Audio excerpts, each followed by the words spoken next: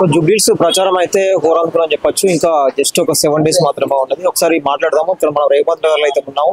BRS senior లీడర్లు, అదేవిధంగా ఇక్కడ లోకల్ లీడర్లు, అదే వనపర్తి నుంచి కూడా కౌన్సిల్ కూడా రావడం జరిగింది. ఒకసారి అడగదాం, ఎట్లా ఉన్నదన్న రెస్పాన్స్, ప్రజలు ఏమనుకుంటారు? మేము తిరిగిన దానికి ప్రజలు చాలా సంపూర్ణంగా బీఆర్ఎస్ పార్టీకి సపోర్ట్ చేస్తున్నారు. ఎందుకంటే ఒకటే రీజన్, హైదరాబాద్ డెవలప్మెంట్. హైదరాబాద్ ప్రజలు చాలా ఆలోచించి ఓట్లు వేసిండ్రు. పోయినసారి 3 సార్లు గెలిపించారు మాగంటి గోపీనాథ్ గారిని. ఈసారి ఆడపడుచులు గెలిపించడానికి రెడీగా ఉన్నారు. ఎందుకంటే హైదరాబాద్ డెవలప్మెంట్ చేసింది ఓన్లీ కేసీఆర్ గారు, కేటీఆర్ గారు. ఐటీ కంపెనీ తీసుకొచ్చింది కేటీఆర్ గారు.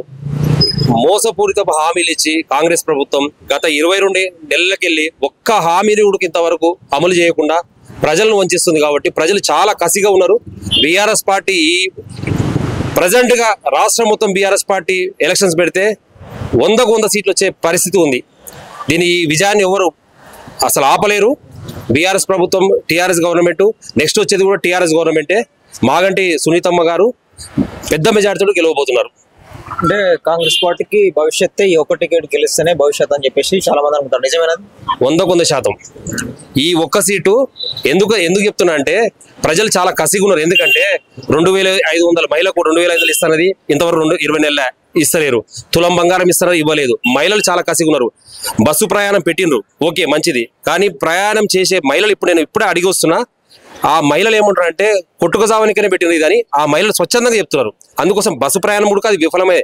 అందుకోసం చెప్తున్నా కదా, మహిళను మన మాగంటి సునీతమ్మను పెద్ద మెజార్టీతో గెలిపించబోతున్నారు. ఇంకో వర్షం ఏమంటున్నారు అంటే ఈసారి కొడితే బీఆర్ఎస్ పని కథం అయిపోతుంది అని చెప్పేసి ఇంకో అట్లా కాంగ్రెస్ నాయకులు చెప్తాను. చిల్లర నాయకులు, కాంగ్రెస్ నాయకులు ఎందుకు చెప్తున్నా అంటే పాతవన్నీ మర్చిపోయి కేసీఆర్ గారు తెలంగాణ తెచ్చినండి. ఈ చిన్నవి ఈ ఎమ్మెల్యే ఎలక్షన్స్ అని చాలా చిన్నది కేసీఆర్ గారికి. మీరు చాలా పెద్దగా ఆలోచించాలి.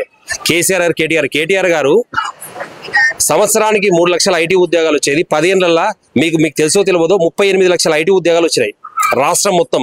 ఇక్కడ ఉన్న కంపెనీలు కూడా కొన్ని కంపెనీలు అంటే చాలా మంది తెలియక మాట్లాడుతున్నారు తప్పించి తెలిసి చాలా కేసీఆర్ గారు చాలా చిన్నగా ఆలోచించద్దండి. కేసీఆర్ చాలా పెద్ద మనుషులు. వాళ్ళని ఏమన్నా కానీ తెలంగాణ భవిష్యత్తు కేసీఆర్ చేతుల్లో ఉంది, కేటీఆర్ చేతుల్లో ఉంది. దీంట్లో ఇంకా 2 ఆప్షన్ లేదండి. ఇది మాత్రం మేము ఖచ్చితంగా చెప్పగలుగుతాం. మీరు ఎప్పుడు వచ్చారు అంటే గోపీనాథ్ గారు నార్మల్ గా బీఆర్ఎస్ పార్టీ గెలిపించాలని ఎట్లా?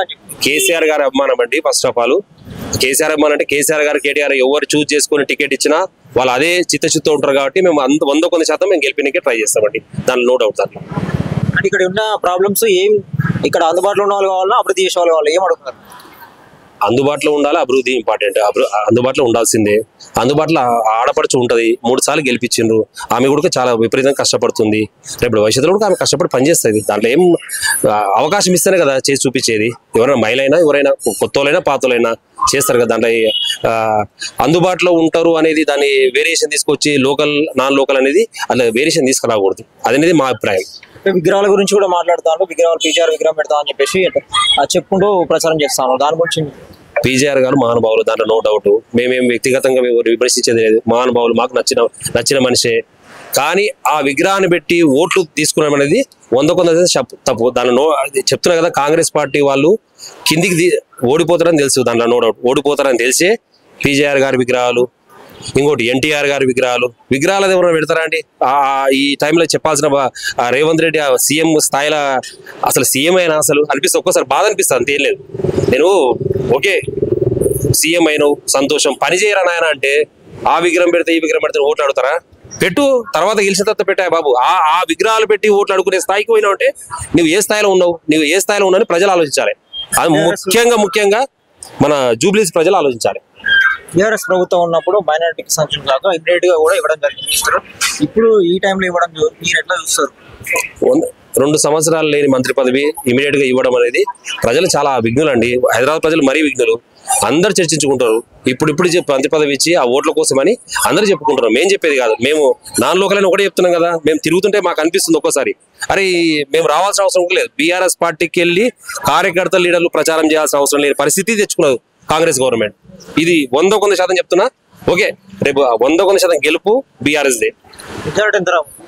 మెజారిటీ మనకి ఎందుకంటే గెలిస్తే చాలు, మనకు వేరే విషయం. మెజారిటీ నాకు చేసేవాడికి 20-25 వేల మెజారిటీ లోపల మెజారిటీ వచ్చే ఛాన్స్ ఉంది.